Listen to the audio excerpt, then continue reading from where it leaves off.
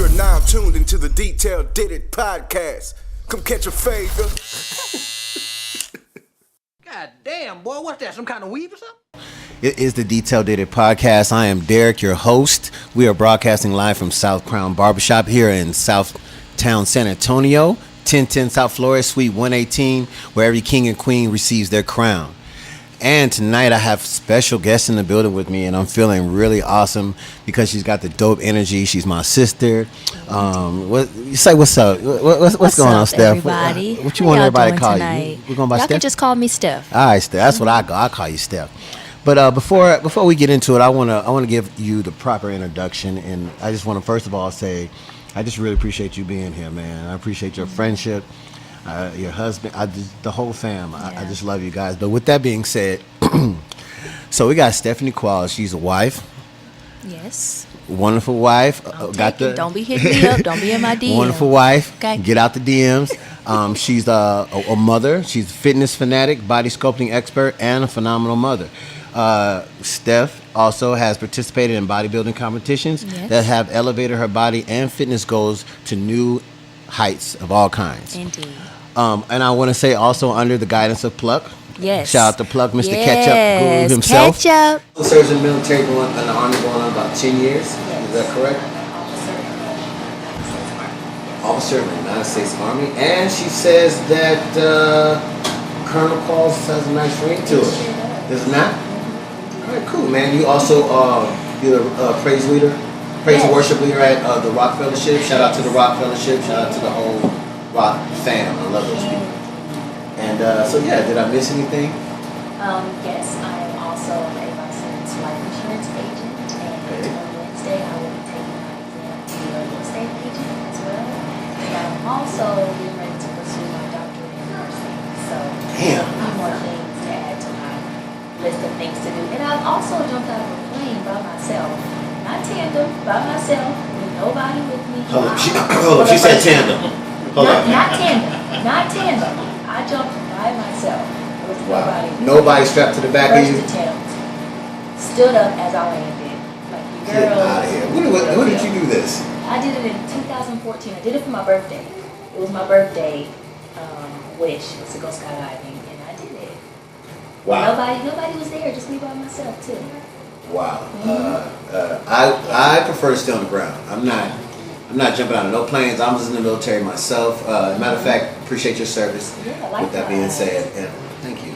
And I had the opportunity to jump out of a plane, and I refuse to do it. I don't do heights. I don't work well with heights at all. But on a serious tip, because I don't want to waste nobody's time, we have this platform, and I just want to jump right into the realness, man. Like, I really have you here for like a specific reason. Like, I like to on the Detail Did It podcast. We like to uplift and and grow and push our culture forward, especially in the Black community. Because they're the ones that has it the worst. So I feel like it's our job and our duty to help our people. And that's not just being exclusive to Black people. That's it's inclusive to everyone. But right now, our Black folks are hurting the most. So I just feel it necessary that having the platforms that we have and being the positive people that we have, making the moves that we're making, I think it's imperative that we reach out and lift up and help the next one up. And I really admire just everything you got going on, just as a whole. Like, just sitting back, being your friend from afar, seeing things, seeing your growth, seeing your life, because you're very private, so it's not out there like that. And I also want to get into that later, because I also appreciate the way you handle your business on the internet, or as far as the Facebook and the social media goes. But I wanted to discuss, the plight of the Black woman. I mean, I feel like we have it. Not we, but I think our sisters, they have it the worst on this planet, especially in this country. I mean, you strike one, you're Black. Strike two, you're a woman. But at the same time, I feel like women have come so fucking far. Excuse my French. They have come so fucking far, and it's about time. A part of me feels like women have just been granted parole, or have been pardoned, if you will, and it's now the doors are wide open. We had Michelle Obama in office. She was something to admire. She was something to aspire to be. She was something that gave me, like when I look at my daughter, because we both have daughters, and that's another reason why you're here, because, you know, I want to discuss raising our daughters this day and age, and how important it is to have, you know, a woman role model, or, you know, people to look at, sisters in particular, to show them how you can navigate through this thing called life. And it's tough, and you guys have it the worst. I mean, the black man has it bad, but the sister, you know, Sister Madley has it worse. But at the same time, what we were discussing earlier, that right now sisters hold the most power in voting. Yes, They got the most education, that's right. and they're holding the most jobs. It's more stay-at-home dads Right. these days. So it's like the power, the energy is phenomenal. It's about time. It's the Me Too movement. Like, what are your thoughts? How are you navigating doing all these big things that you're doing? Like how are you like doing this, and what is it like raising your daughter in these times? Yeah. I know you have a faith, excuse me, I'm sorry to cut you off, but I know you're very strong in your faith, and I know that has a lot to do with the balancing of all these hats you're wearing as a woman of color. Yeah. So first I will begin with, yes, it is the women's movement. Black women have no longer looked at themselves as a minority. We look at ourselves as the majority, and you're going to see us. No matter our skin color, no matter our hair texture, now it's the natural hair movement. No matter how big my hair is, no matter how short it is, you're going to see me when I walk into the room. Not because of what I look like, but because what stands behind my name. I'm educated, I'm sophisticated, and I can stand beside Becky just as well as any other person. The reason why I know black women go so hard today is because we have children. Because I have a daughter who looks up to me. I want to leave a legacy behind for her. Not to just be like, oh, my mom was great, but when she raised her kids, to be like, this is what your grandma did for us. I want to leave a legacy for the generations that come after me. And that's what it's all about. It's not about, this life is not about myself. I'm not doing any of these things to obtain accolades for myself. That's why I'm very private about my life. It's because it's for my daughter and her legacy. Everything I'm doing now is for her. That's why you don't see me boasting and bragging about all I do and everything I've accomplished. Because it's for her, and I tell her that all these things that I'm doing is for you to see, and nobody else. Steph, I feel like, but I feel like there's nothing wrong with you basking in all these accomplishments. Like, It's I mean, not. I know you're not a bragger. It's not your character. Yeah. And so since you don't want to brag, I'm gonna brag for you. Okay. You know what I'm saying? Because All right. like, man, you're doing it. Like, Right. and I think, and I mean, I teach my daughter this. I always tell her, I say, hey, remain humble always. Yeah. However, do not hide your happiness, and don't hide it to protect someone else's feeling just because you don't want to show just because you're happy and joyful about it. Like, don't like hide that and keep it in because somebody else ain't on their game. And that's there's one a of difference. my problems. Detail is that I have people in my life that I feel like if I say what I do or what I've accomplished, like they'll be in my shadows, and I don't want anyone to ever feel like that. I want to motivate everybody to do what I do. Like, if you want to go to school, get your doctorates, go for it, girl. I will show you the applications. I'll show you the paperwork. If you want to get your real estate license, I'll tell you to school. I'll even help you pay for it, girl. Like, it's just that easy. But some people can't handle other people's light. And Man, they really speak about can't. it. They can't handle other Speak on people's it. light, and I have realized that in my life. So that's why that's why I try to like hide in the shadows, because I don't want to make anybody feel inferior. I want to make people feel like you can be motivated by me. So I'm not going to boast about what I do, but if you inquire, I'll tell you.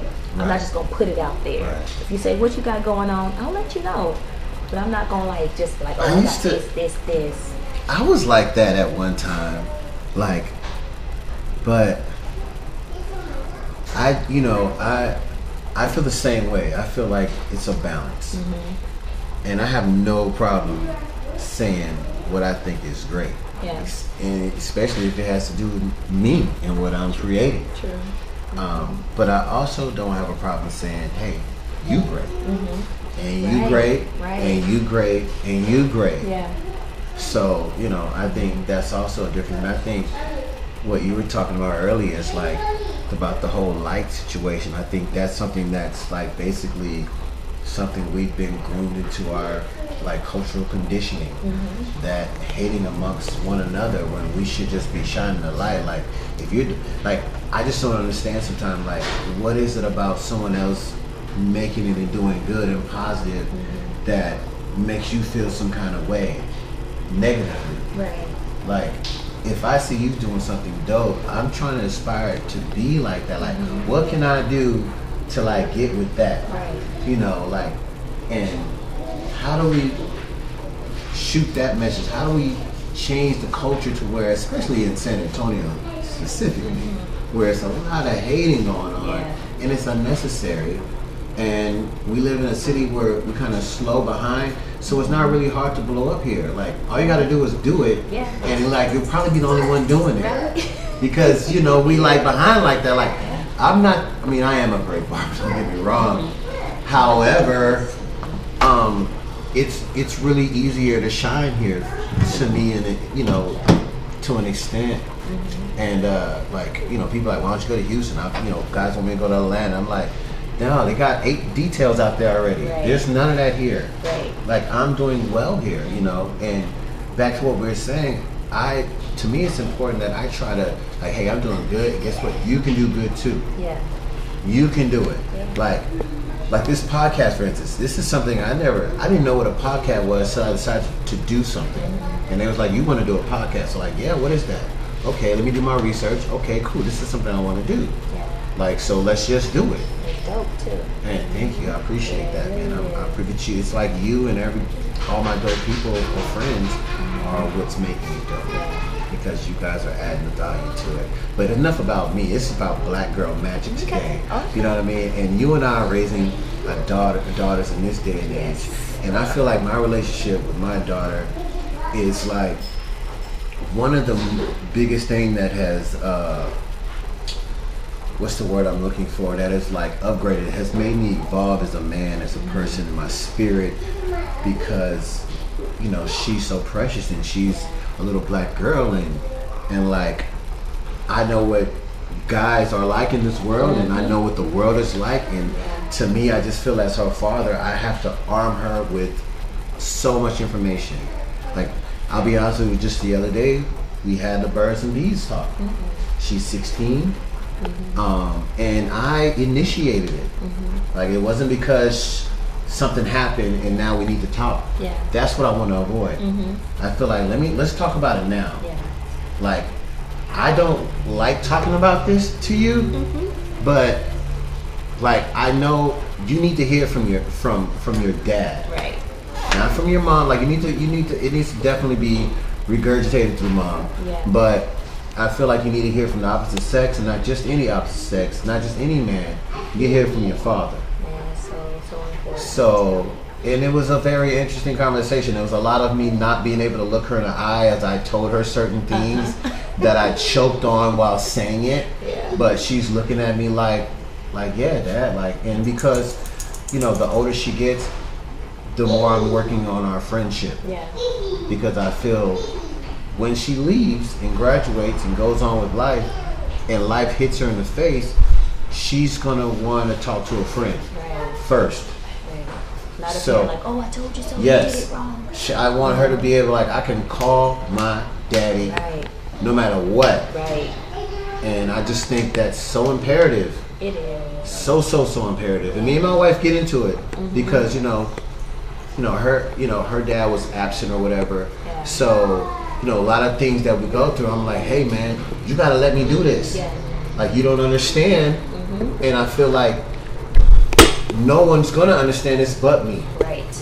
So, and then I'm blessed to have that. I have a wife that's like, all right, you know what, you're right. Like I can't speak on it.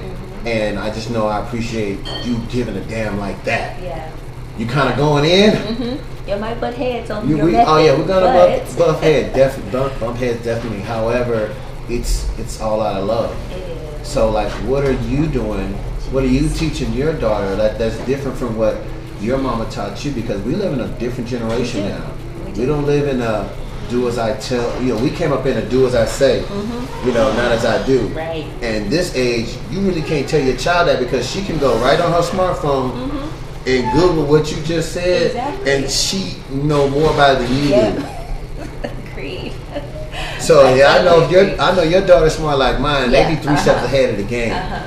My daughter is so freaking brilliant. Oh, She thinks she brilliant. can school. I'm pretty smart too, so she thinks she can school me. But like, girl, I learned that in first grade. You so slow. but to get on this topic of daughters, detail is so freaking important. I can't stress this enough. Of the father's role in their daughter's life. There's nothing that I, as a mom, can teach my daughter that will prepare her for the real world like her father. Because as women, we're grown up to look for husbands, to look for men. And I can't teach her those things. That's something that her dad has to be in her life and reinforce. Like, this is what you look for.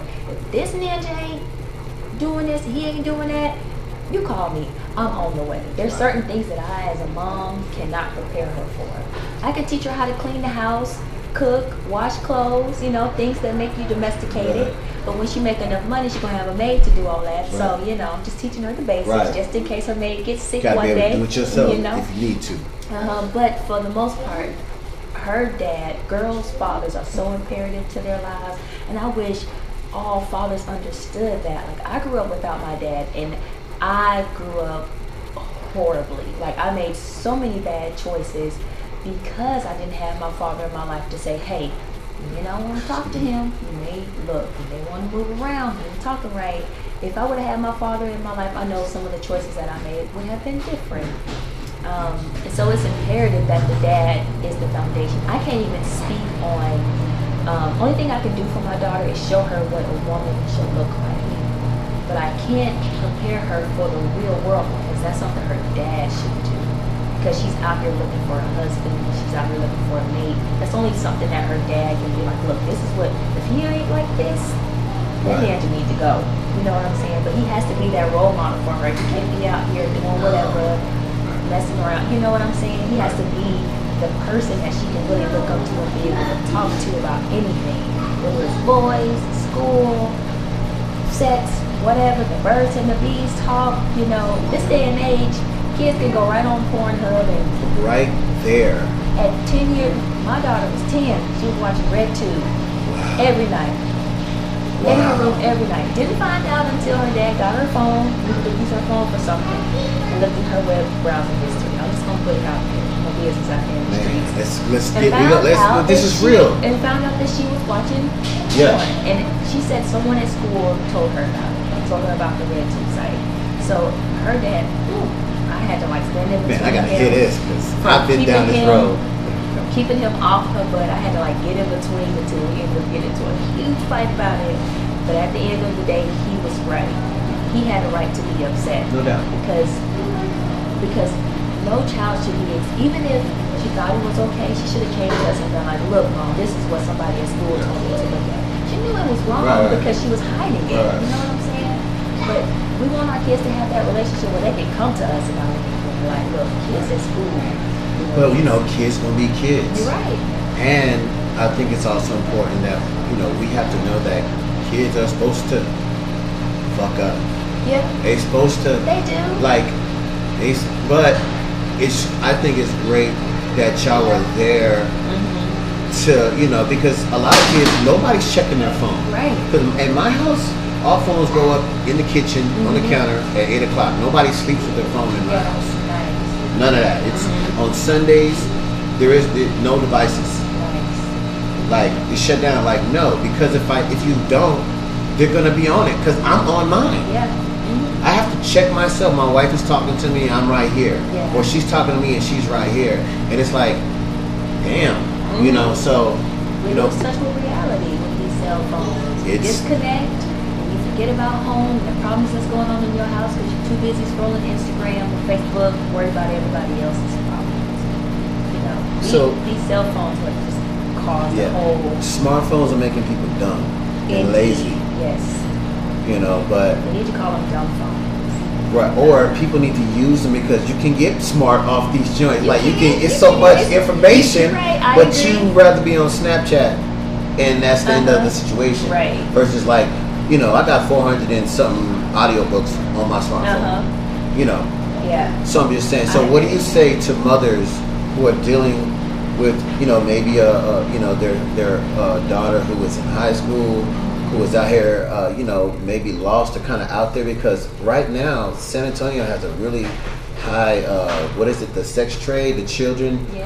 sex trade thing. A friend of mine helped bust open a sex trade that was happening. So it's real, and they get to these kids via the internet Yes. you know, these kids that don't have parents who are checking or like I don't know how parents like I know what time my daughter's going to be home. And if she's not, she knows to call me if something happened different. Right. How do you like kid just comes home and they come home after school like you know, so these kids are out there, they're on their phones, they're getting messages that say, hey, party, no through. And then these kids disappear for weeks on end, and they come back with a drug addiction. They don't know where they've been. That's so It's scary. very scary, and it's so real. It is. And we live in a, you know, in a world where like we have kind of nurtured our kids so much that like they don't be realizing how real it is, especially if your kid kind of got a good, like my kids are spoiled. So I have to kind of remind them like, hey man, like y'all got it good. Like, you know, it's shit happening out there. You're tripping. Like, yeah, like kids are getting snatched up. Yes. You know, so like what do you say to mothers, or you know, out there dealing with, you know, their daughters, or like what advice would you give like to a mother that's dealing with a kid that they can't get them off of this thing? Yeah. You know. Take it away. You bought it. Take that daggone cell phone away. But see, You that paid for it. therein lies the bullshit, because when I be like want to take my daughter's phone, as soon as I take it away from her, I need to talk to her. Like, damn, I wish I You could need to text get her a right house now. phone, a landline. You know what? So as soon as she comes There you in, go. she'll say, Dad, I'm home. You know, There you need you to be in the go. house by 6 o'clock. You got from 6 p.m. to 6:15 to check in with me. If you're not, I'm coming to hunt that ASS down. You know what I'm saying? True. Like, parents have the capability to do whatever. We bought the cell phone. My daughter doesn't have a cell phone as of right now. She don't. Okay. And she won't be getting one for a long time because she What grade is she in again? 7th grade. She's Yeah, going to that's about the age my daughter was getting her shit taken away on a regular basis. Yeah. So that's that stage. Yeah. That 7th grade stage is a hell of a stage. I It is know, I a was hell of a there too. stage. But I didn't have no cell phone though, so. Right, you know, exactly. we We was- had a long We had the long bleachers. ass. You was in that thing like with that long ass car. the call forward, star 67. That's what we was. Facts, You know, facts, facts. Kids these days got it made. They just don't understand how privileged they are. But I try to make sure my daughter knows how privileged she is. I take her to the homeless shelter. She volunteers with me. I work with a nonprofit organization called Beauty and Giving. And 3 times a year we go down to the Haven for Hope and we give back to those mothers and those children who are staying down there at the facility. I want her to see how blessed she is. That at any given moment, that could be us down there. Anything could happen in our lives, you know, and that could be us. And I want her to see that she has it good and that her life should be set up where she should be serving others, because How that's blessed what you life are. is all about. You're so blessed. You got surplus of stuff, you know. Our kids just don't understand. So I think also as parents, we have to make sure our kids see how fortunate they have it. Take them down to the homeless shelter. Let them volunteer. Let them give food to the homeless on the street corner. Let them see how good they have it. You Honestly. know what? I'm gonna take it a step further. Like, it's important that you do show your kids that, but I think even deeper, it's important that your kids see you Yes. making that something that's important to highlight. Like, I always tell my son, hey man, did you talk to the janitor today at school? Yeah. When you saw him, speak. Yeah. Oh no, I forgot. Or next day, hey, you speak to the janitor. Speak. Right. These people are here to help make your world better. Right. And we walk by them every day like they're nobody, and they are somebody. Yeah. So you can't forget that. Like, be mindful. And I just think it's dope that you make that a thing to do as far as getting out there in the community and doing that. And I want to segue into that because I know, speaking of community, I want to jump into.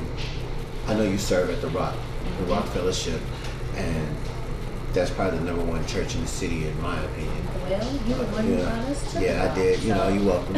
You know what I mean? Thank you.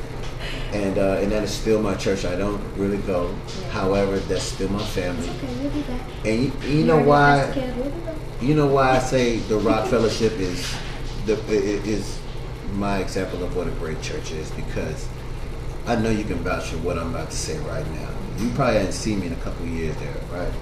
Yeah.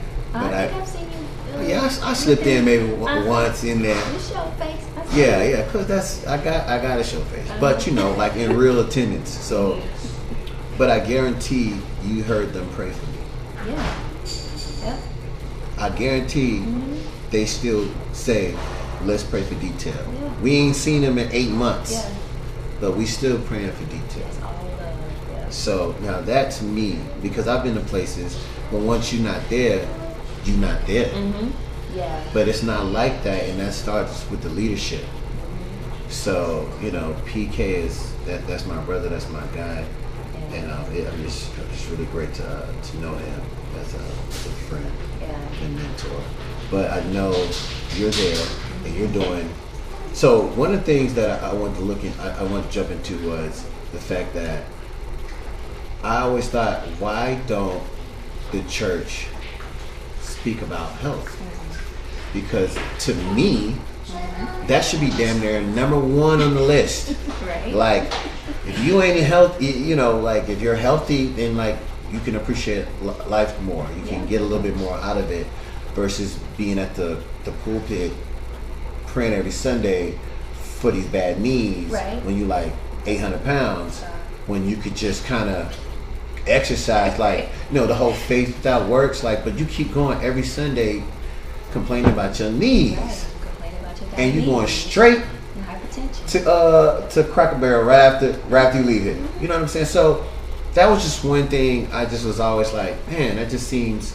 And I have my reason. I won't get deep into it, but I wanted to say, you are doing what, the fitness thing The at health, the health. Rockwell Health and So tell me about that. Tell me about that. Okay, so the Rockwell Health Ministry has been around for a while, actually.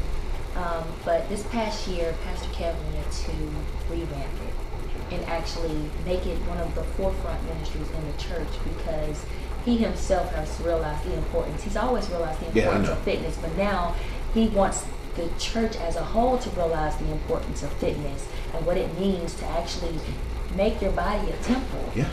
It's not just about praying every day and, shouting and saying hallelujah. Making sure your body is healthy from the inside out. It's easier to praise God when you fit and in shape. You can jump up and down all service long. But when you're 300 pounds, it's kind of hard to, go in to the heavenlies when you're huffing and puffing during service. So what Pastor Kev did was he wanted to revamp the ministry. And I'm into health and fitness, and I was like, you know what, God, I hear you. I love fitness, I love health, and I love God. So if I knew one way I could push my purpose forward was to be in this ministry, so I became a part of it. And myself. Did you steam? Like, did you jump in on like did you? What's the word I'm looking for? Did you spearhead this situation, or like did the PK come to you with like? No, sort of kind of spearheaded it. So myself and Veronica Vino, she's also a fitness guru who goes to the Rock. She has her own like fitness program and everything. She's a beast. But I was like, I want to be in the front. I want to, lead this thing. I think that God has a calling on my life for fitness and health. And if I'm going to do it, I'm going to do it here at the Rock, So whatever it is that God wants me to do as far as this Rockwell ministry, I'm down for it. So me and Veronica came together, revamped the whole program, and now each month we're throwing out health challenges. We have a weight loss challenge going on at the church right now. So every month we're pushing out health initiatives to get the church as a whole healthy. And it was a goal and a vision for Pastor Kevin. Now it's coming into fruition because, you know, we all sat down together and he said, this is what I want, girls. And we came together and made it happen. So That's awesome. we're going to be healthier, happier, That's awesome. and whole. We're going to be jumping up and down because we're going to be 30 pounds lighter next month. Already, so. In the name of Jesus. Amen. So, with that being said, so you bodybuild? You've competed. I remember seeing you on the stage with your little flex. Don't. You know what I'm saying? Look, yes. So I like to set goals for myself each year. Likewise. And one of my goals was to compete in a bodybuilding competition. So I reached out to Pluck, my homie, coach. Shout out to Pluck. Yes, man. Pluck 2020. Follow him on Instagram. He's a beast. So I reached out to him and was like, hey, I think I want to compete. He was like, okay, come work out with me. First session is free. I aim to please. Your body is my temple. Or something like that. He throws this little slick message out there to people to come work out with him. So I went and tried him, and he kicked my butt the first session. And I was like, you know what? I'm in, whatever I need to do. So within 6 months, he freaking transformed my body. I was never overweight, but I lost 20 pounds to kind of get myself in tip-top shape. Gain muscle, lose fat to compete in a bikini competition, and I competed in it August of last year. And I would say, it was quite the experience. Why you say that? For one, my husband didn't want me to do it. He was like, I don't want your booty all out there on the stage like that. Shout out to Marcus. All out there on the stage. I was like, All babe, that. that's just for my, it's one of my goals. He's like, all right, if you want to do it, I'm going to support you. But just know. Just know. You ain't doing it ever again. So I was like, all right, Mr. Claus, I hear you. So I did it, and it was quite the experience because watching your body transform like that, it's mind-blowing. You don't think you can do it. I was in the gym 3 times a day, kicking my... Ooh, Jerry, he was breaking me off 3 times a day trying to get this body right. So wait, 3 times a day? Yes. So what, 5 a.m.? How does that work? 5 a.m., 11 a.m., and then back at 5 p.m. again. Wow. 3 times a day. Shout out to Lizzie. What's going on? No, the camera was moved. I'm just Okay. fixing it. You moved it right now. Just making sure it's back on. So yeah, the bodybuilding world is interesting.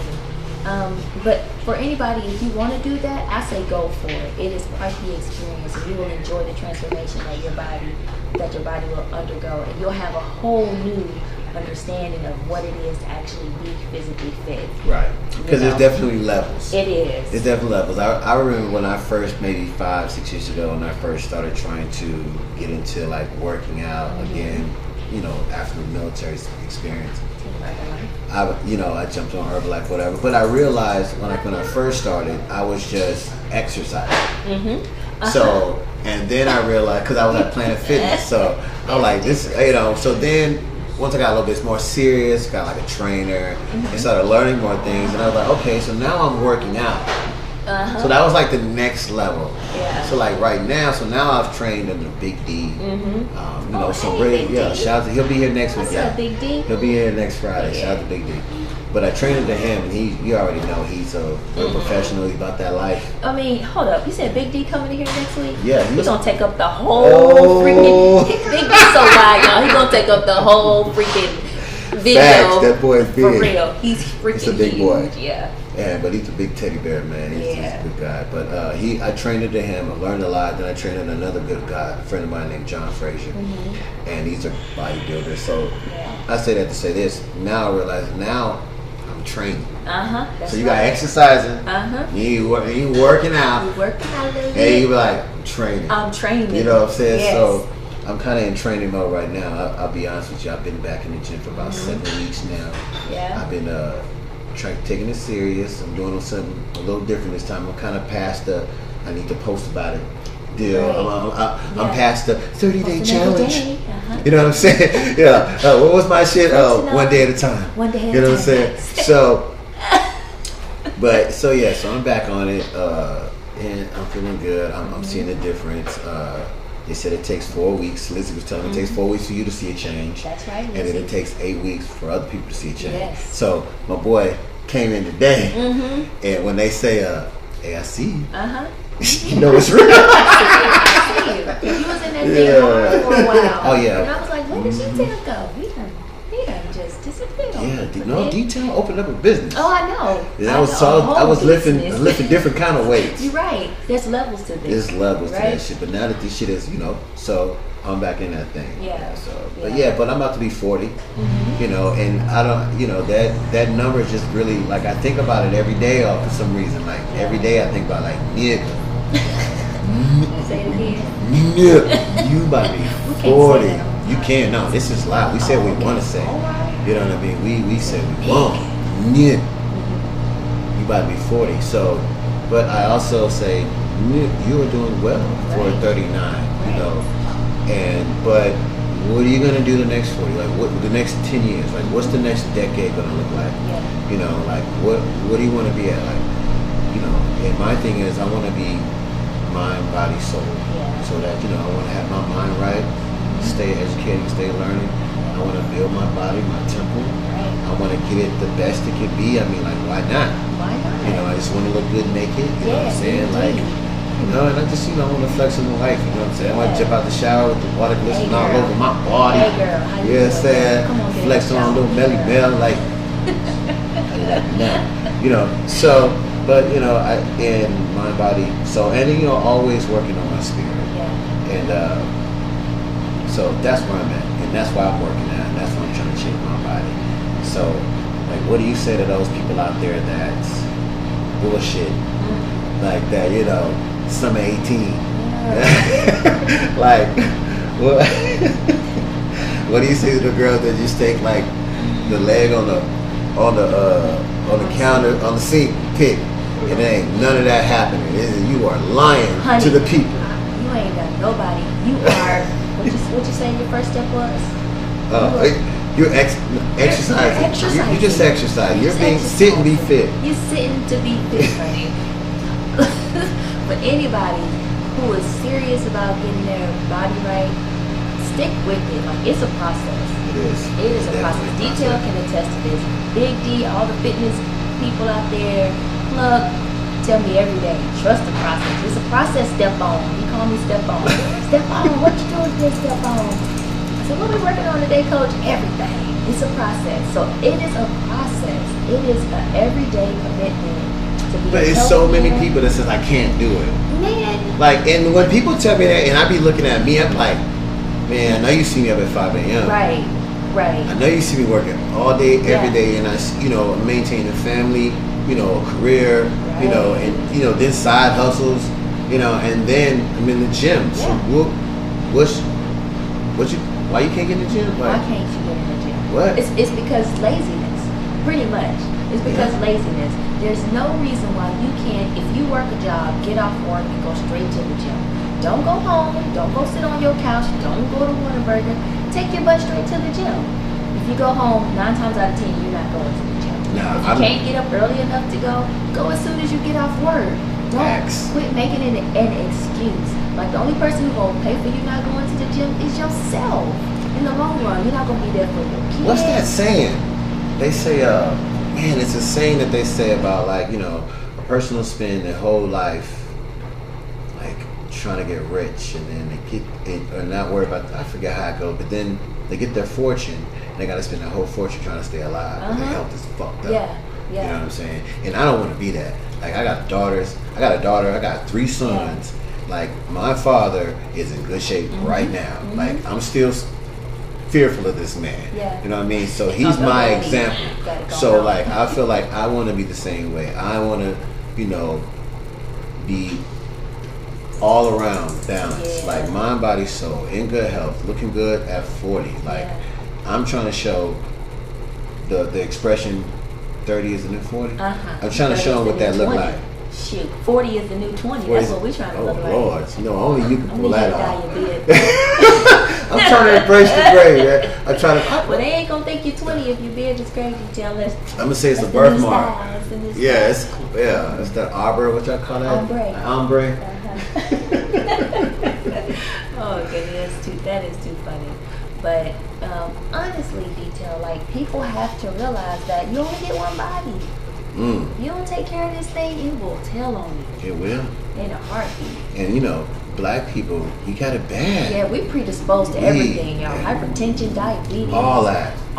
gout, all that stuff. Because of what our ancestors put in their bodies, we already. No, they ain't had no predisposed choice. to it. They didn't But have a choice. they made it taste really good, and we still eating that shit. Yeah. So I think you have to indulge a little bit, but I think it's important that we got to get off of 90% of that shit. Mm-hmm. Like, and that's why I love my wife too, because she, you know, I come from the country. Ma'am. I come from the country, man. So like, I'm used to gravy on everything, rice, stuff like that, you know. And then, you know, my father, he's a master cook, and then when Mel got into her first health mode, like completely, and we went from ground beef to like turkey, and she was just like, listen, there was no juice in the fridge, it was just water. I was like, man, you ain't got no Kool-Aid, so I had to adjust, but now, and that was years ago. So now, you know, I have no problem eating, you know, ground turkey tacos or whatever. Like, I've adjusted, and that was something I thought I couldn't do, but you can do. You can train your body, you can train your mind, just like you know, change anything about yourself, and just be able to kind of indulge a little bit, you know, because if not, Ain't nothing wrong with chitlins on Thanksgiving Day. and that's You it. can't eat them. I actually, as of recently, I gave it up. I The can't. last Thanksgiving came through, and I said no I can't for the stand first smell. time. I will not indulge. I'm sorry. I But can't. everybody do your thing. I've been there. I ain't turning my back on it, but I'm gonna go this way. You know, I'm gonna go over here. I'm still fucking with bacon though, all day, every Turkey day. bacon. Bacon, Oh, the whole no, pig. porky, like bacon. Bacon You know what I mean? Straight up. Yeah, ain't nothing wrong with it though. Everything in moderation. Like if you overdo it, if you eat bacon all day, every day, No, you're gonna you have can't do that. problem. Like if you have bacon for breakfast, eat your salad for lunch. Like balance it out. What's your day? What's your from morning to night? What is your meal like? What is a day in a life like for your, as far as eating? Like what did you have for breakfast this morning? What do I have for breakfast? Man, you should have kept your shit on the chart. You went there. That's all right. So for breakfast, I had a Lara bar. You heard of a Lara bar? No. For This breakfast. sounds dry, and it sounds like Don't it's do not moist at all. Don't do that. It is It's- kind of dry. It gets stuck in my braces. That shit sound like you're gonna be chewing for a That's why I drink long a lot of time. water, You gotta though. have water, right? Bite, drink, bite. That's your No, actually, it's pretty good. They sell them at HEB, and they're like vegan health bars. They're like made out of fresh fruit and nuts, and they actually taste pretty good. So, and it's like 320 calories. So I had that for breakfast with some pineapples and strawberries. That was my breakfast. Okay. Yeah. So for lunch, you know, I'm trying to do this vegan thing. You know, some days I struggle with it. You know, I may have a egg or a piece of bacon every now and then, but for the most part, I try to eat all vegetables and pasta and things like that. So for lunch, I have pasta. Does that explain your skin? Cause your skin is on glow right now. I think it's that highlight, that good beauty highlight I put on before I came in here. But I do try to drink a gallon of water a day. A gallon. I do. I struggle some days, but I do try to drink a gallon, at least 64 ounces, but a gallon of water a day. So that's half a gallon to a full gallon every day.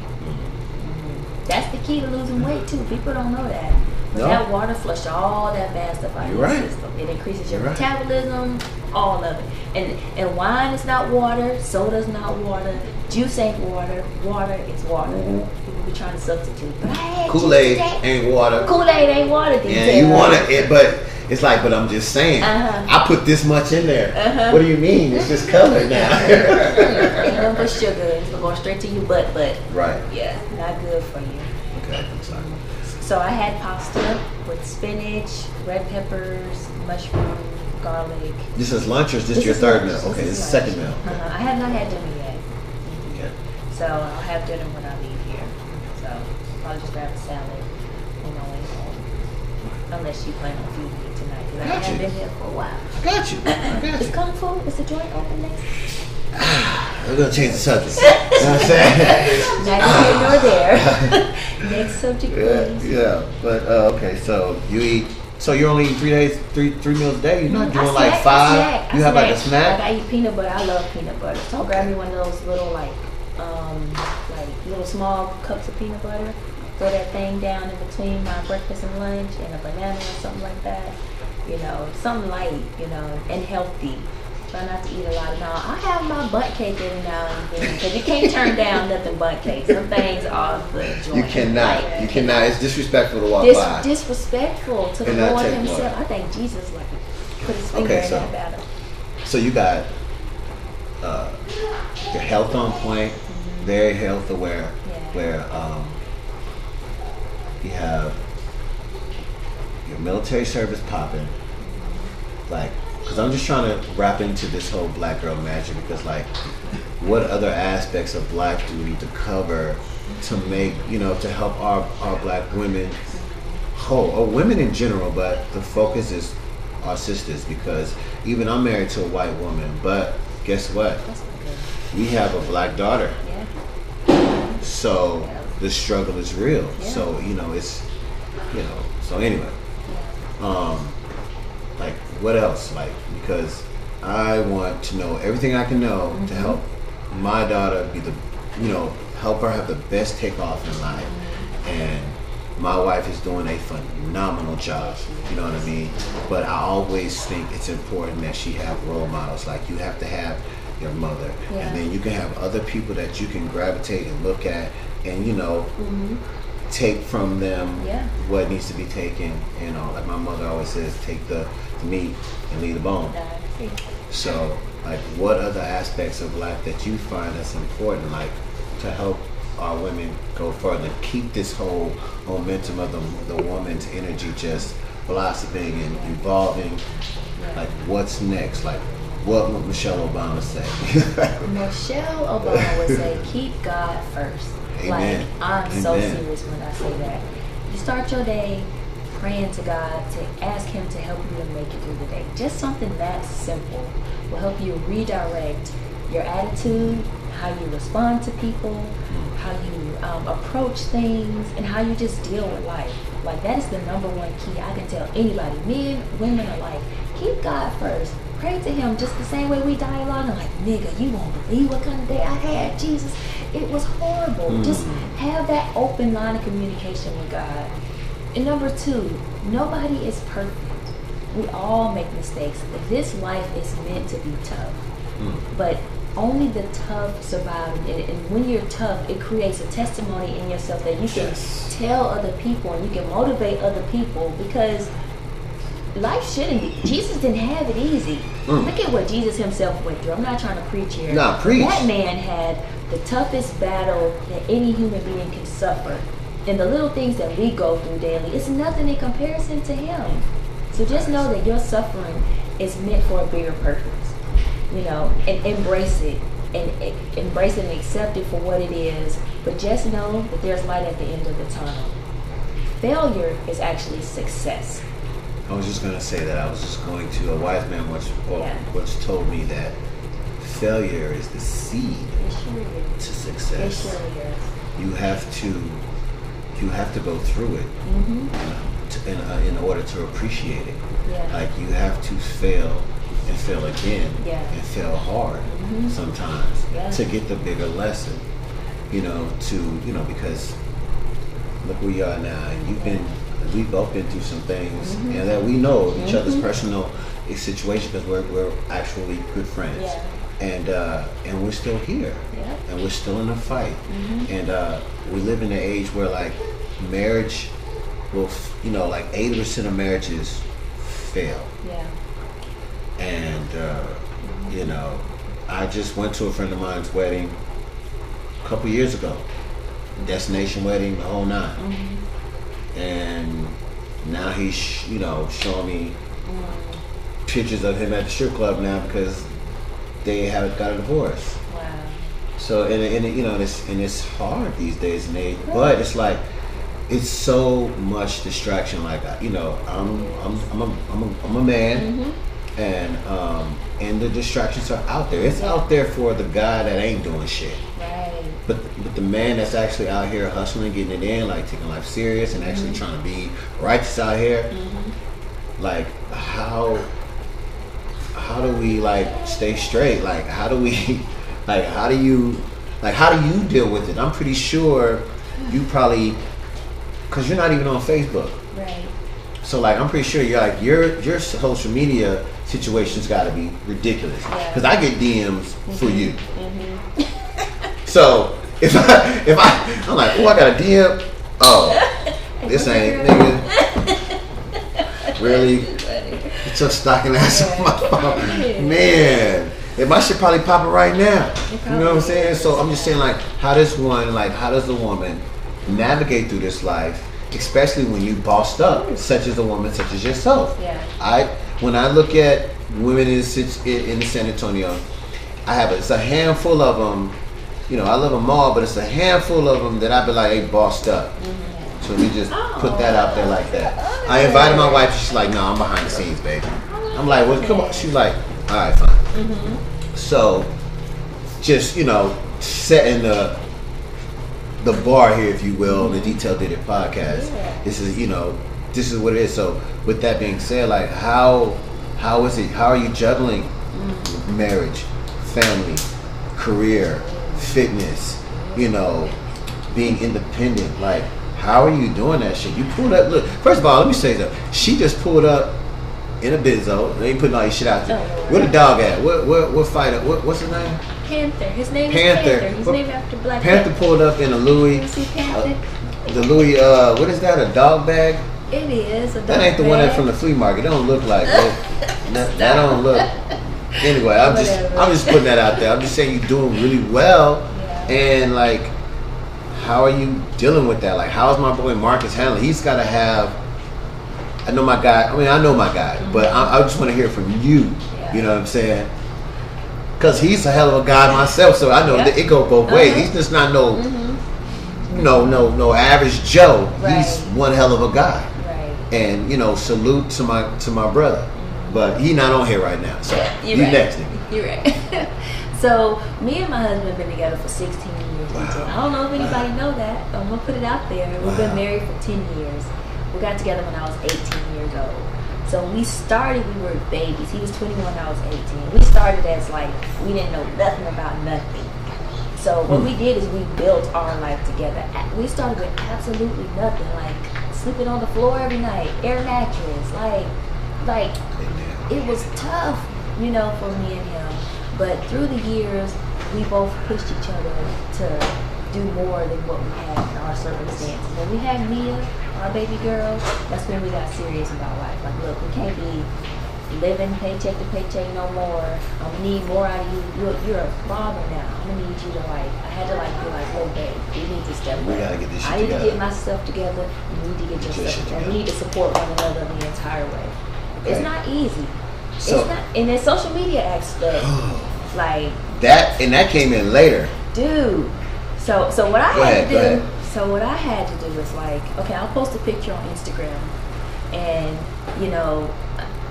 and immediately guys will start like putting ASAP. comments and things on it, and I'm married, and they see 100 likes.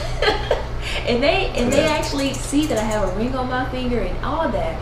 But some people just really don't respect the Trying to 2,000 shoot that men, shot. Trying to shoot their shot. They want to die. So what I had to do for myself, sometimes I have to take a social media hiatus. I will pull myself off. That's real. If I post a picture, I'll post it where I can't accept comments, where people won't, feel the need to like leave something disrespectful on my picture. Like, I'm not that type of woman.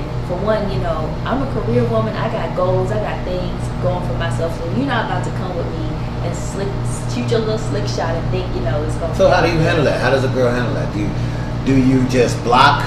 Do you just be like, do you just laugh about it in bed with your husband? Like, look at this lame ass. Like, what do you? How do you just decline it? Okay. So you don't even go into it to investigate like what possibly could say. None of that. You just recognize that I don't know this person. This is random. I'm gonna be honest. I may like click on their profile, see what the picture look like, and I'm like, but then for the month, but then I delete all of them, especially if I'm not like mutual friends with them. If it's not somebody that I know, like business with, like you, like people that I know. Like who do we have in common? Like when you get those friend requests and you have no friends in common. Yeah. and you got 2 pictures, and you just signed up for Facebook in 2018. Get the fuck out of here.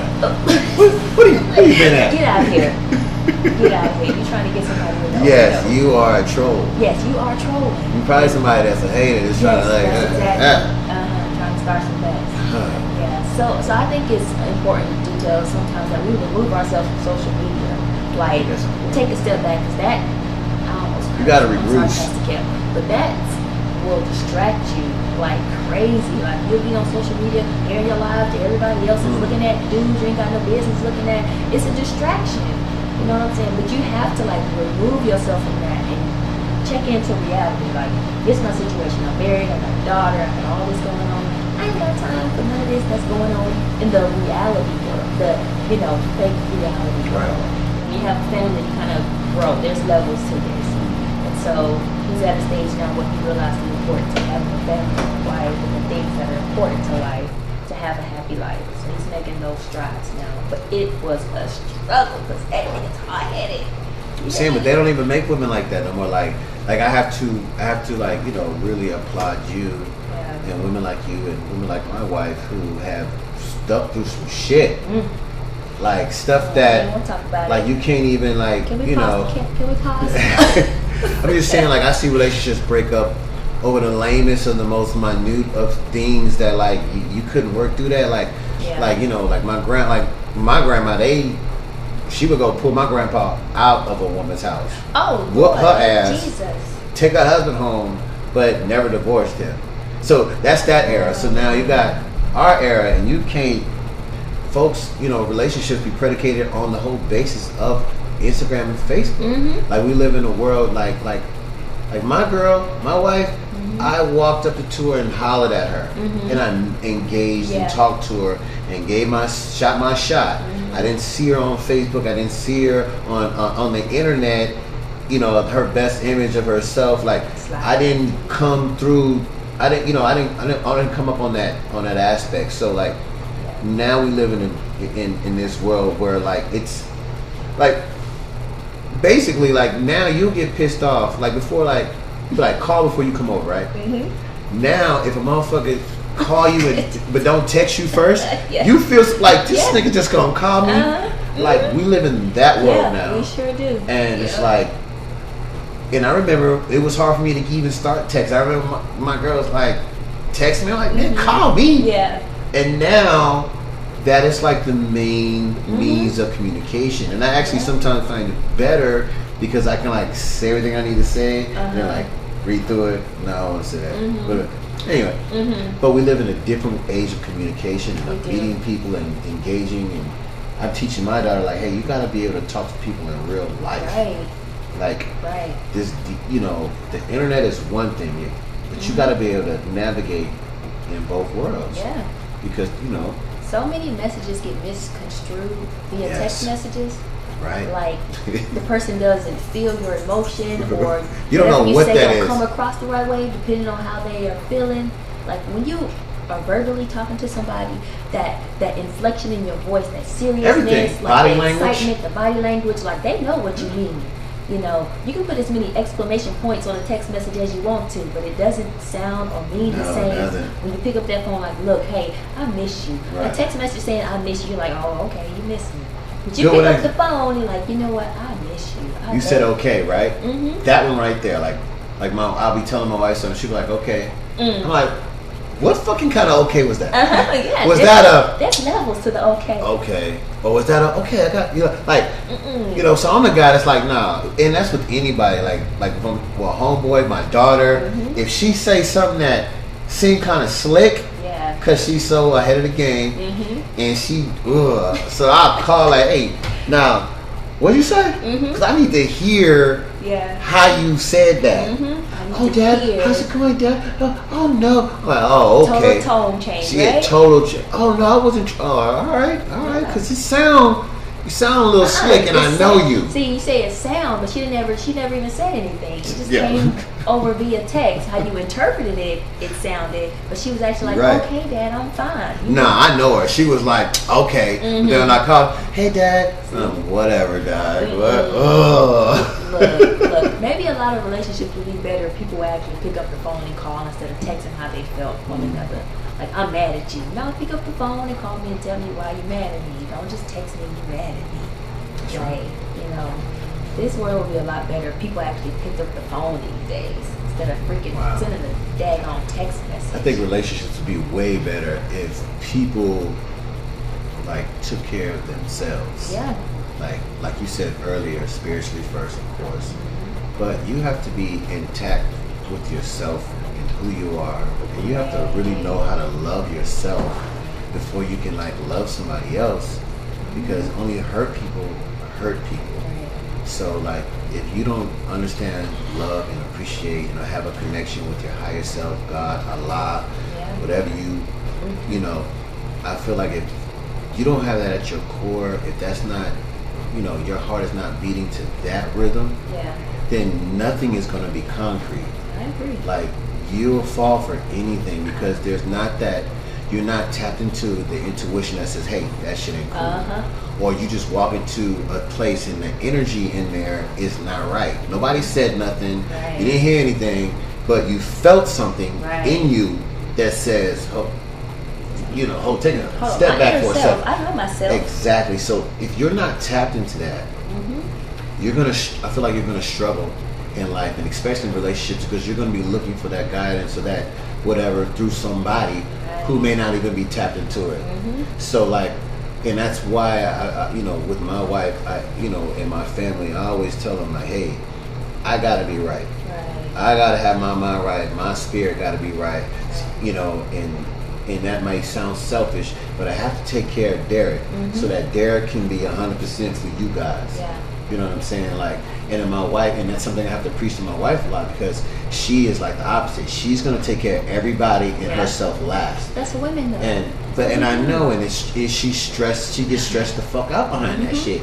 And then they're like, and then I'm like, damn, like, stop, like, you know. And it's just in her nature to just do for everybody and then take care of herself. But that's something she has to work on because it's taking a toll. It was taking a toll on our relationship because now I want to kick it with you, but you all burnt out. You stressed out about everybody else in that. Like, you know, and it's just like, you know, damn. All right. And the whole conversation we're gonna talk about is all the shit you have to deal with. Right. So, you know, what are the things you think a husband can do to better understand his wife or help his wife or partner, you know, in those situations? Because I know with me, I know I be tired. I be, you know, I bust my ass. So sometimes I just want to come home and feel like and carry on the attitude of like, y'all know I've been up for the last 20 hours. Don't even look at me to pick up behind myself. You know what I'm saying? Which is wrong. Because as a man, nigga, you gotta handle your business at work. And at home. And that is something I had to learn. Because I always be like, yeah, I get it. You've been at work all day. I get it. You the breadwinner, I get it. But them draws didn't get there by themselves. And I'm doing this laundry and this shit every day, and I need some fucking help. So just a little bit will help me help us. Blah blah blah blah blah. You said it yourself. Okay. What do I need to say? I just want to hear from you though. You know what I'm saying? They said, how you feel about keto? I don't like keto. They don't. Me and keto don't get along at all. No. Just go vegan. Go vegan? Yes.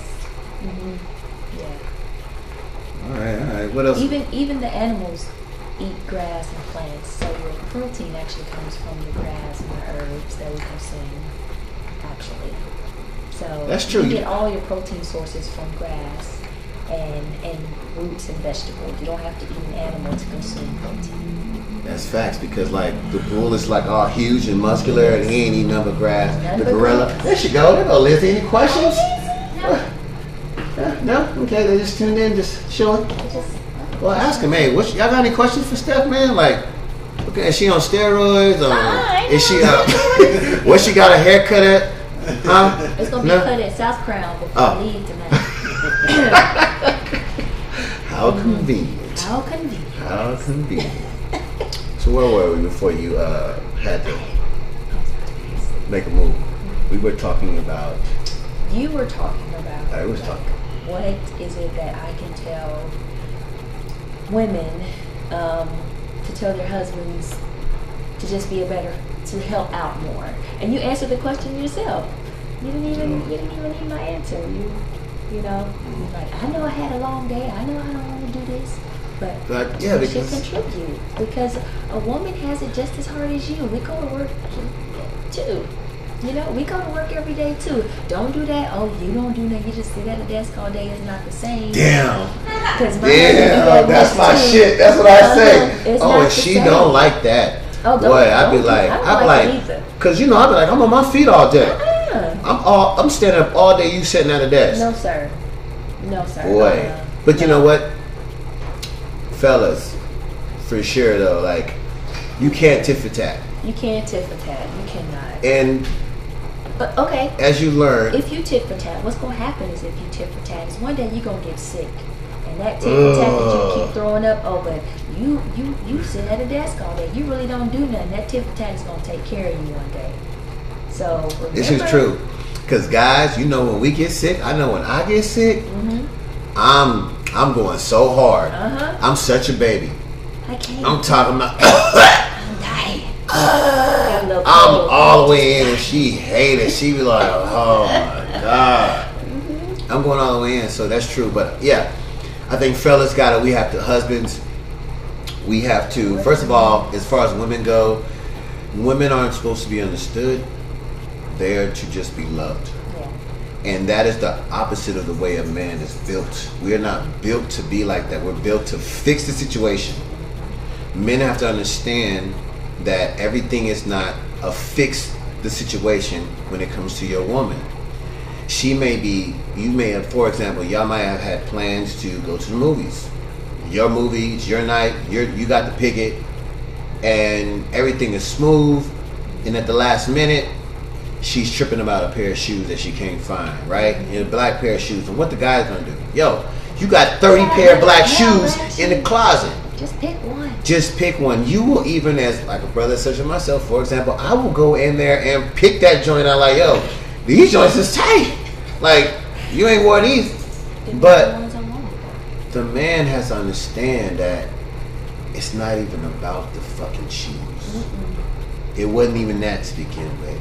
And you may have to just stop and just hold her, hug her, tickle her, ask her, you may just have to just like stop life and be like, hey, it's okay. Like, what's really going on? Like, I know it really has nothing to do with these fucking shoes. Yeah. And you will find that even if you just take that moment just to recognize and acknowledge that, hey, fuck the movies.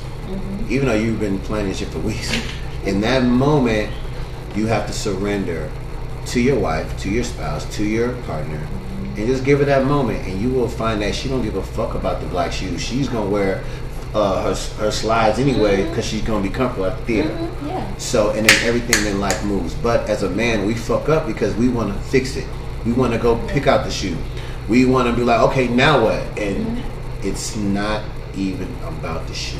So guys have to start tapping into your higher essence. That's where it starts. But understand that you might not understand. Yeah. You know what I'm saying? And that comes with detail with being in a relationship for years. Yeah, that does. It comes with growth and learning. Like, you don't learn that. Men don't learn that stuff day one. It takes years to like understand that and master that. But even that, men may not learn that for 30 years. You're like, right. I read books. Like, I go get books about relationships, like how to be a conscious husband or a father. Like, I go research, like, how can I be a better me? And then, like, I give it to my wife. Or me and my wife will read a book together. I'm like, listen, love language. I recommend love language. If you're in a relationship, For 5. what is your love language? I tell you mine. Mine's is touch and That's- affirmations that's of appreciation. everybody's touch. Yeah. But like, I will build a house. If you just touch me. Marcus's is touch Yeah, just too. touch He me will do and whatever say you want. thank you from time to time. Yes. I will do whatever. Yes. Yes, mine is actually acts of service. Like do That's things. that's what males is. You know, without me having to initiate it. Like, hey, babe, can you cut the grass? Yep. Just do it without me even asking. You know, or She's you have works. Pooh Nanny on deck, day, night, Day, sunrise, day. flipped upside down in the closet, in the shower. If you just do those acts of service that we women, most women, their number one love language is act of service. Right. Unless they're like super sexual and it's touch. But Yeah. number No, one you're is right. acts of services. See? That is males above anything. She, nigga, just fixed the fan I've been fix telling you about it. for 3 weeks. Yes, that's why Like- you ain't getting none, because you don't want to fix the fan. That's all I asked you to do was go to Home Depot and replace the fan. It's that These simple. are facts. These are facts. And then you wonder why I turn my back at night. I ain't got nothing to say, because you don't want to do something that I shouldn't have to already ask you to do 10 times. Why would we have to ask But you I'm to do saying something though, 20 like, times, though? so you still not gonna do? You still not gonna like I'm not gonna love a touch nigga you. get some love? No, I'm not touching you. Yeah. You ain't fulfilling my But that ain't- 5 love languages. Why should I fulfill yours? So you gonna go tit for 50-50. tat? 50-50. Doesn't somebody have to like? All right, Nope, I ain't giving up the goods. that's Till you fucked fix up. that fan, That's sir. see, that's not right. Because those are two different things. Like, No, it ain't. man, no, man. Nope. Like, listen, I was tired Look, today, I but bet if I hold out, you get that fan fixed. I bet if I hold out long enough, you be like, you know what? you can't maybe be I holding should. out the goods, man. Yes, you can. That's like breathing though. Like that's like to me the goods is like, you know, like one of your meals. Like you're still gonna eat. You know what I'm saying? Like we can be mad, but be mad at me, but don't take away. See, that's men's problem right there. But I'm They just think saying, but that's what help a man concentrate for the rest of the day. No. Like you want a nigga just walking around with a loaded weapon? You know what I'm saying? You get that out of him so he can go out in the world and focus. Nope, because that fan Nope. still ain't gonna be fixed. And the next night you're gonna be like, can I get no? Ninja, get the fan fixed and we'll talk about it. All right. Now I might think about it. All right. You know I'm right. You know I'm Honest. right. No, you know I'm right. What do y'all say to that shit? Like, I'm just saying, like, what the Five for love- show? She yeah, said for for show. show. Skinny. Indeed. No. All right, but I'm just saying, like, what about the men, man? Like, we always get the bad rap. Like, ain't nobody talking about Father's Day, none of that shit. Oh, happy Father's Day Man, I ain't seen one commercial. to all the daddies. Did you see that Target card that said baby daddy? On the front it said baby daddy. Are you and there was serious? a picture of a black woman and a black man. No. And on the- I know they had a white one, though, right? No. No, They they didn't. had to have one that had white people on it, too. Don't. That said don't. baby daddy though? Yes, they What- said everything what the person same. You know, call a man baby I daddy? don't care. I just want to know that they had one for each. No. It was a black man and a black woman on the front kissing and it said baby daddy in red letters. On the inside it said happy Is Father's this Day. major news? Yeah. I'm about to say because I haven't turned CNN. on. I haven't watched any news lately. But Yeah. I'm about to say I hope this is. Uh-huh. What is going on? Look, okay, so the inside of the card said, Happy This is this Father's Trump Day. shit. You know, you're the best father, the best husband, the best lover. Happy Father's Day to my baby daddy. The end. And there was a black couple on the front of the card detail kissing. And it said, baby daddy. And I was like, so you know a black you gotta woman get the brought it fuck outta here, to, man. you know a black woman brought it to everyone's attention. Like, look, they got ninjas on the front of this card talking about baby daddy. Ninjas. And she was highly offended. So Target pulled it off the shelf, of course. You know, because they felt like it was like stereotyping baby dad, black So we go a daddies whole out nother being- direction now. I'm sorry. Happy Father's Day. Yeah, see, nobody want to care about the daddy, especially I the care real about the daddies out there. Yes. Shout out to the Shout out to real my daddies. dad, both of them. Happy Father's Day to you. Happy- Your yeah, thank you. dad, and all the men Thank out you. there who are actually fathers. Acts of yours, acts of service. Mine is appreciation Mm-hmm. and touch. Thank you. Well, I ain't touching What you. do you? But happy Father's Day. Yes. I appreciate it. man. And I happy appreciate Father's Day to my husband and all my brothers. And even happy Father's Day to my father as well. it. See, because I heard you say earlier he wasn't in your life, Right. but you still took the time out to say Happy Father's Day. I'm saying that to mine too. Mm-hmm. My biological father Yeah. Because without him, I wouldn't be here. wouldn't even be here. Yeah. So, He gets the respect of that, and I love him for creating me. If it wasn't for him, I wouldn't be here. Right. Yeah. No hard Yeah, feelings. that's all daddies get. Just what for him, we wouldn't be here. Right.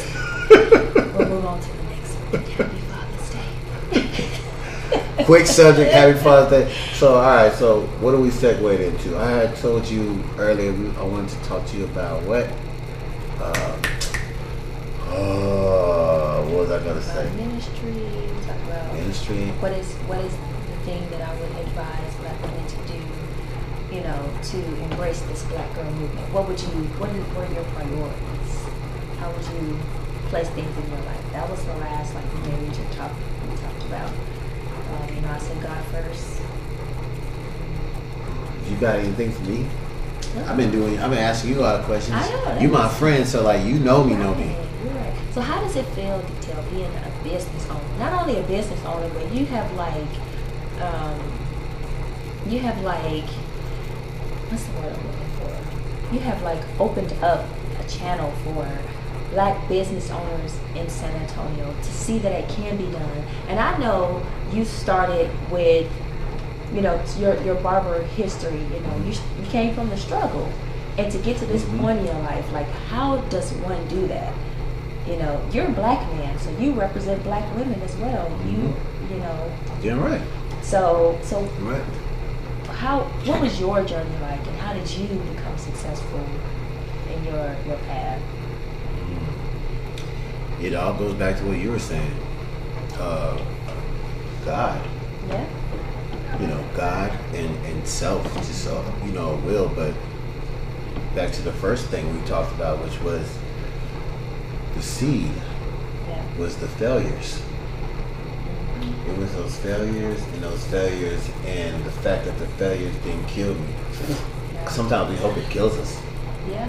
but God is like, nah, you doing real bad right now. Yeah. But hopefully this will teach you something. And if you don't learn from it, well, you're going to have to keep making these mistakes until you get it together.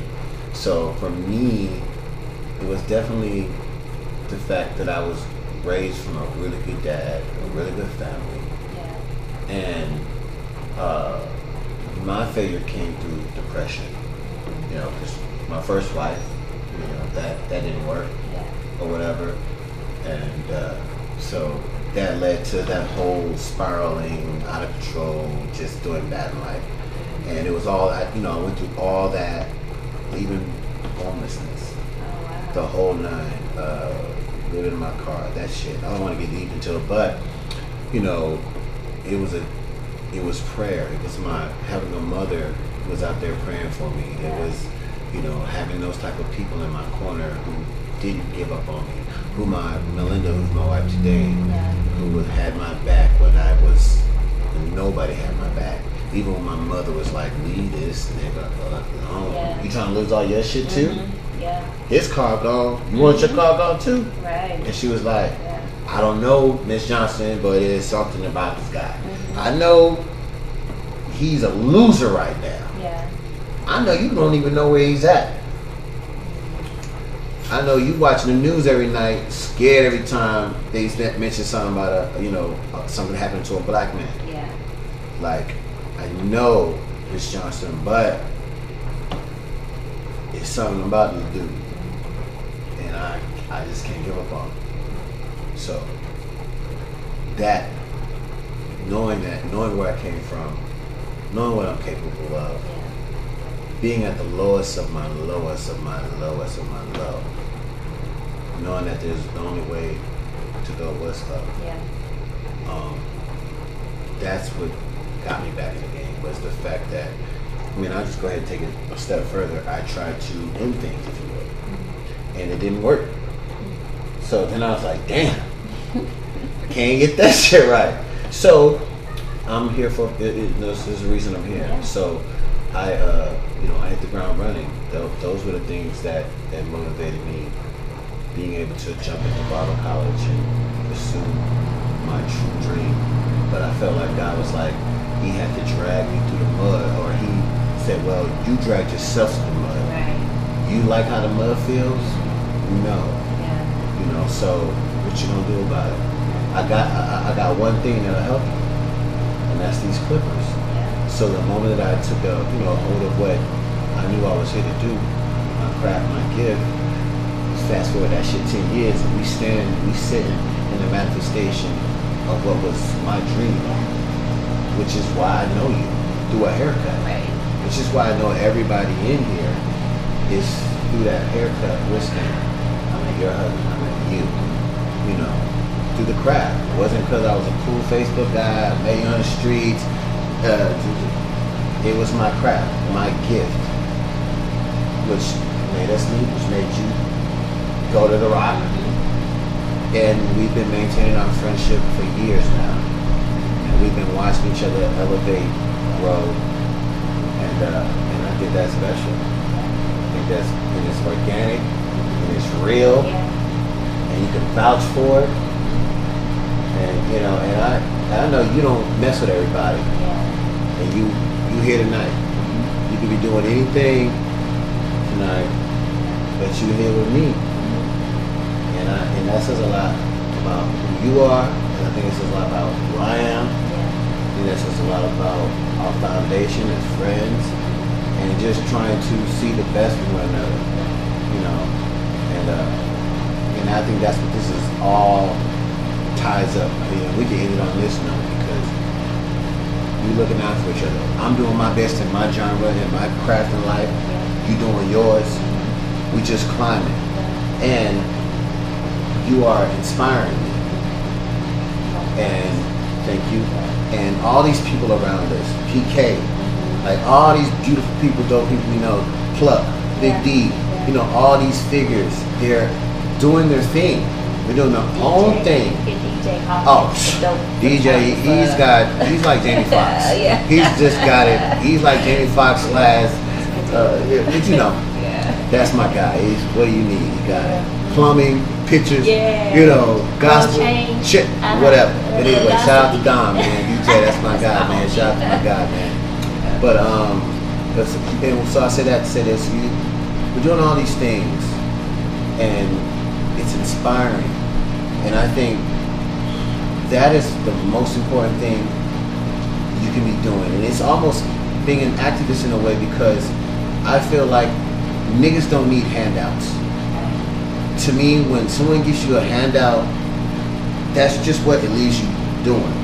Keeping your fucking hand up. So I think though, if I be my best me, as best as I can, live righteous, try to help my neighbor, do my best in whatever as I do every day, I think the next man will see me and be like, damn, I can do that shit. I didn't give him shit, but showed him like I'm being me to my fullest, and look what it has created. Look what's around me. Look at this love. Look at this talent. Look at this, So I feel like that's what we need to be doing as a community. Helping our brother by being our best selves to inspire the next man. Like you inspire me. Marcus inspired me. Like your husband really inspired me. Like in certain aspects of life, you really inspired me. That's my guy. But I'm inspired by so many people. But their inspiration doesn't make me want to beat them. It just makes me want to add that one thing about them, or that or just the motivation behind it. Like, damn, he's going hard. I'm getting up at 5 tomorrow and 5 a.m. tomorrow morning. I see you on the fucking 5 a.m. working out. I'm getting up at this time. I'm working out. And that's why you see me live on Facebook at 5 a.m. I'm trying to inspire somebody. And I get calls, and there be niggas out there that be watching, but it'll be their wife that'll send me an instant message. It'll be like, man, Detail, I just want you to know, low key, you inspire me and my husband. My husband watches your videos at 5 a.m. He may not click like. He may not even say or acknowledge that he's there. But he's telling me he even wants to be a barber. Blah, blah, blah, blah, blah. Just stuff like that. Like, you just don't know. You inspiring somebody. And they be like, man, nigga, why you on there? Cuz, nigga, who else is doing it? When you wake up and roll over at 9 o'clock in the morning, you going to see Detail live 4 hours. Cutting. Been up since the crack of dawn. Fuck with me. Like, And it's not like a bragging thing because nigga, I'm working at the end of the day. It's work. And just, Exactly. you know, I like to put the pressure on me. Watch me do this shit. Like, watch me. I might fuck up. Yeah. You gonna catch it live. You gonna catch me messing up live. Like, that's the kind of pressure I put on myself at 4 a.m. Right. You know, I so, agree. but that's the type of thing that I've developed in creating myself. Like, you are creating as you do. Like, damn, I did bodybuilding. Fuck, I surpassed that goal. Yeah. Damn, I'm trying to get Colonel. You know, like, what's next? And I think that is the energy, that is the vibe, that is the motivation, the mindset. Black people, or people just in general, but our brothers and sisters out here have to be on. Always reaching a goal, setting a goal, knocking that shit out. Yeah. Next. Never get stagnant in life. Like, you should always be like, stay out the comfort Stay zone. hungry. For something. Like, Hungry. what can I do next? Yeah. Especially if you're in a relationship, you guys should be setting goals together. Yeah. Me and my wife got a big thing about that, especially like vacation shit or whatever. Right now we're on this bill tip. That's why I'm working a whole bunch now. Mama needs a new shoe. So, but you know, we always have goals, whether it's a financial goal, whether it's, you know, a family goal. You know, we set them, we knock them out, and you know, and that's how you grow. Right. That's how you grow. That's how you grow. We went to Europe this year for the first time. Like, That's amazing. that was amazing taking my family there. That's how you grow. That shit was live. Yeah. And it wasn't even the fact that, you know, I was there. It was just the fact that I was there. Like, not what I was doing or now. I'm in Europe right now. I'm 6 time zones away. And this is something we planned out Kids were 10 months ago, and we set it into play. Yeah. We like, this is what we're going to do. Your kids were there. You know, Exactly. some kids have never seen outside of Texas. Your kids were in a whole nother continent. But I was homeless, though. Yeah. Right. Exactly. I was homeless, though, fam. Yeah. Like, Yeah. and I'm making these moves. those type of, you know, that mind frame that you know, like, I came from absolutely nothing. I was sleeping in my car. Now my kids are standing in front of the Car Eiffel sleepers. Tower. You know what I'm saying? Talk to them. Now my That's kids real. stand in front of the Eiffel Tower. No, who gets to do this? You know, somebody that's homeless. You bragging. Stop bragging. I'm talking about you. I'm talking about you. Stop it. I'm serious. Like that. Nah, but, and I'm happy about that. Like, it was moments there when I was just chilling and I was just looking at their faces, just looking at them like, y'all get it, y'all don't, you know, like, you, like, my back hurt right now. You know how many haircuts it took to get us here? You know what I mean? Just like, this is dope. So, you know, again, inspiring. And it don't matter if a nigga hating. It don't matter. You still inspiring a hater. Because you know He what? just inspired Just say in reverse. You know, it don't matter if you hate, but when you finish talking about me or detail, whatever you gotta say, just make sure that, but they doing their thing though. Just make sure you end the sentence like that. But they doing their thing though. I don't care what you say. I don't care how much you hate, how much you talking down. But make sure you end You the in it, but they sentence doing their like thing that. though. But they doing their thing though. They gonna end it like that. They be like, but I ain't hating though. But I ain't hating though. It's okay. We get it. We get it. We just trying to inspire you to be more than Yes, yourself. be great.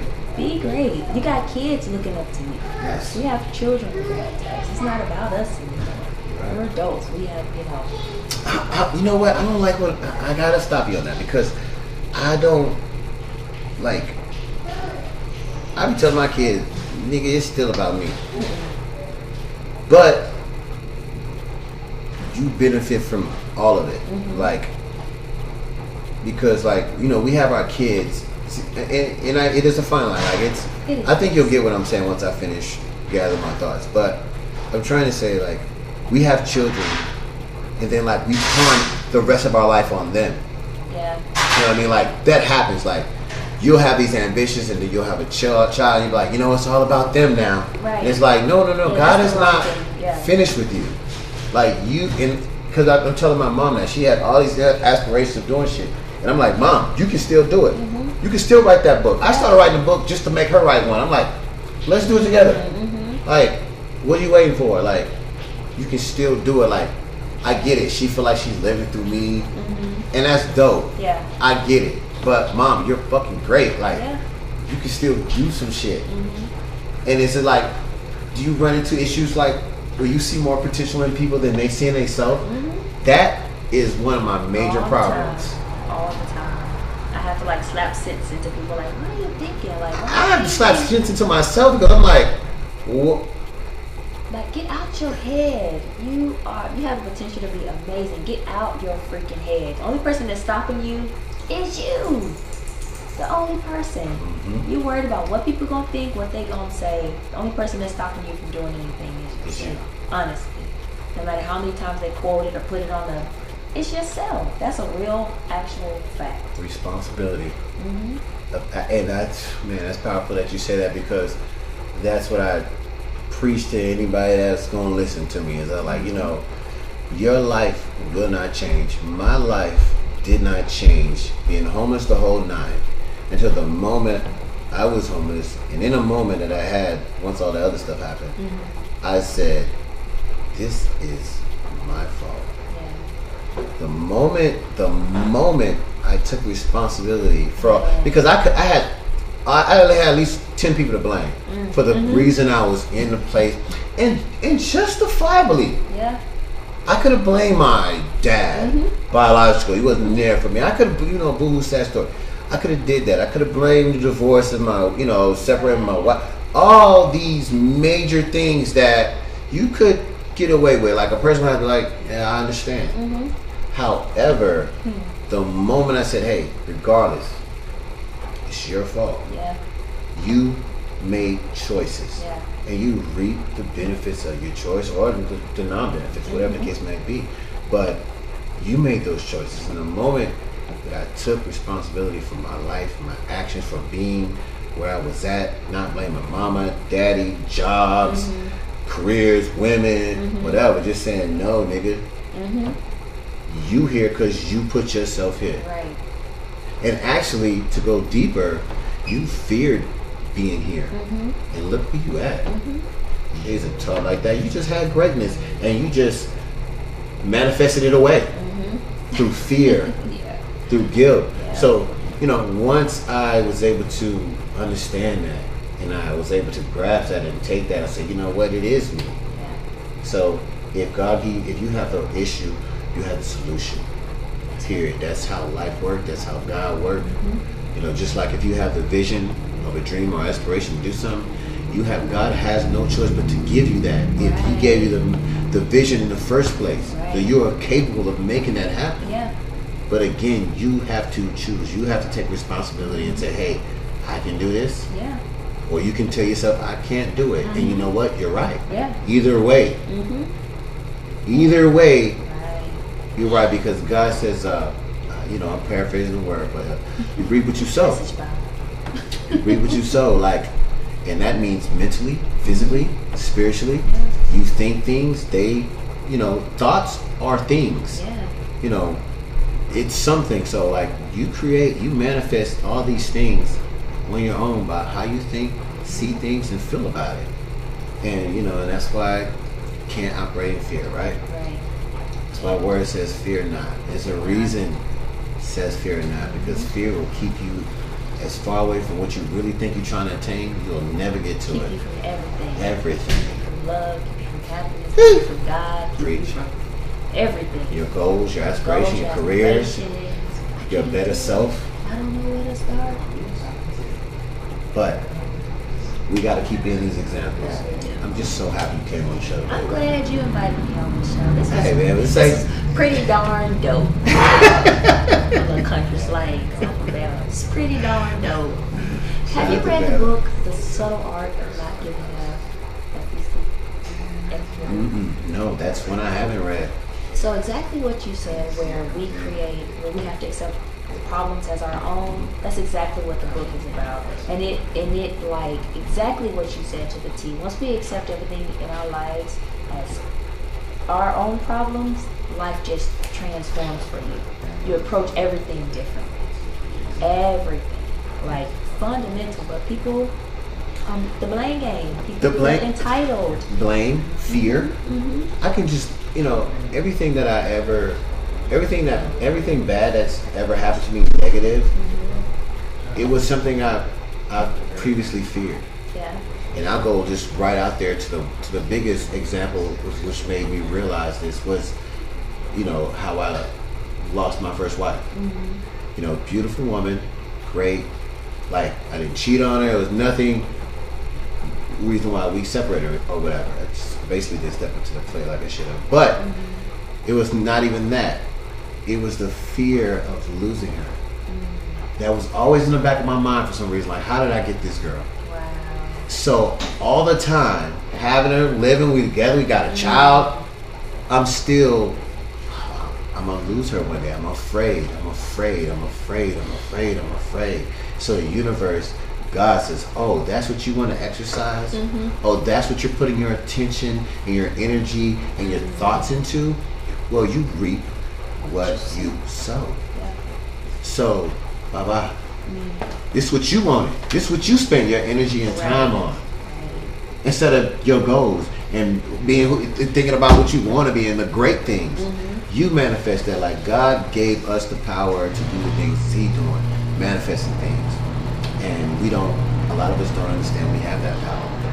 We don't. But I have realized it because now that I know what I know, I manifest the things I want and not the things that I don't want. Right. I don't operate in fear. And I catch myself now when I find myself doing like, whoa. You scared? Wait. Wait a sec, what are you doing? We ain't scared. Let's see ourselves where we want to be forward, you know? Yeah. Let's see where we want to be. Let's not think about what we're not going to have. Let's think about what we got, what we're going to get. Yeah. And, you know, that's how I live. But anyway, man, this is good shit, man. This is good shit, man. We just getting started, but damn it, we got, hey, what time We need a is it? prequel, a sequel, probably. Oh, we going to have sequel, prequel. I told you I need a co-host, but anyway, I forgot you got a million jobs. You're gonna have to at least do like a Black Girl segment once a month. Can I get that kind of commitment? While in a Facebook group, Marcus, one Friday, just one. Just one. Till we blow up. Then she'll be like, nigga, you gotta go 5 days a week. This is all love right here. Oh Lord. All love. We're paying in love. We're paying love. We're paying the full. But man, thank you again so much, sister, for coming out here. This is dope Kicking it. detail. Yeah. Well, you're dope, man. You're dope, and your family's dope, and your energy is dope. And I gotta have PK out here, man. Because I really want to get deep. Like, because you know, my thing where I kind of left. I want to kind of dive into my reasons why, and all that good stuff, and how it's still all so good. Right? So anyway, we can go all night. But listen, it's a Detail Did It show. I got my girl Steph in the building. She has blessed the mic. We are inspired once again. You got any last words you want to say? Like, what you got? The sky is the limit. The only person that can stop you from doing anything is yourself. Keep God first. God is love. Love others. Continue to push yourself in this life, and let your children and everybody around you see who God is and what He does for our lives. Don't put yourself in the forefront. Allow God to shine, and everything else will fall into place. That's all I got. Hey, we're gonna end it on that. What she said, like, that's it. It's a wrap. This show's a wrap, man. There's nothing else needs to be said. God bless y'all. Be safe out there tonight. Happy Father's Day to all the good fathers out there and the bad ones. Shout out to my family, wife, kids, mom, dad. Happy Father's Day, Dad. Gary Wayne Johnson. Happy Father's Day, James. Rest in peace to my grandfather. And also Happy Father's Day to my son's stepdads. So great guys, great guys. So all the dads out there, uncles, all that good stuff. Thank you guys for tuning in. Thank you for giving us this platform, paying attention, and listening to me talk my shit as follow spit, and hollering at my good friends, man. Shout out to Zay, Gunn, cameraman in the background, studio audience, Lizzie, South Crown, the whole family. Need a haircut? Come holler at us. We here. Tune in. Follow me at Detail Cuts on Instagram. South Crown on Instagram. What's your Insta? At Sherelle Qualls on Instagram. Okay. I don't be on there that much. I know I'm kind of private. But yeah, I got a couple of pictures on there. Hit me up. I'm the liaison. I got you. And yeah, so y'all stay fit, mind, body, soul, and God bless. Peace. Oh, Flex. Hold up. Yeah. Damn, hold up. Where you at? Sign up. You're now tuned into the Detail Did It podcast. Come catch a fade. God damn, boy, what's that? Some kind of weave or something?